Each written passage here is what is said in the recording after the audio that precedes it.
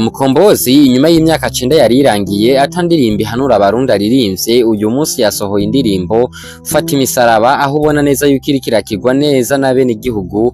Mukombozi n'iryambere ashoboye gusohora indirimbo kuva yagatangura career yiwe y'umuziki ngo mu masaha ashika kuri 16 ashobore kuronka viewers zirenga ibihumbi 30 n'ibindi mu mwanya muto nk'uyu. Mukombozi abenshi turamuzi, icyatumye tumumenya murakizi nuko yakunze kuririmba kenshi indirimbo zihanura abene igihugu, agakunda guhurimba kenshi indirimbo zihanura abagizi ba nabi na cyane cyane abagomba gutembagaza igihugu cyacu ciza cy'u Burundi abenshi dukunze kwita Eden. Uyu munsi rero yashoboye gusohora indirimbo Fata Imisaraba aho ubona neza yuko abarundi bayishimiye cyane. Mpije gusoma commentaire zose ari nacyo cyatumye nshobora gufata micro ya Stand TV Worldwide kugira ngo nshobore kugira icyo ndabivuze ko commentaire zose ziri positive, aho ushobora gusanga abandi baririmbyi bashobora kuririmba indirimbo ugasanga harimo ama negative, ugasanga hari bashobora kwandika gusa nice. Mugu uyu munsi ugiye ku ndirimbo Fata Imisaraba ya Mukombozi uwandika imirongo mike yandika de ligne za commentaire ariko aragira icyo shikiriza kuko yashoboye gutahura iyo ndirimbo. Hari n'uwo nabonye avuga ati mu mwanya mutima ze kugera isohotse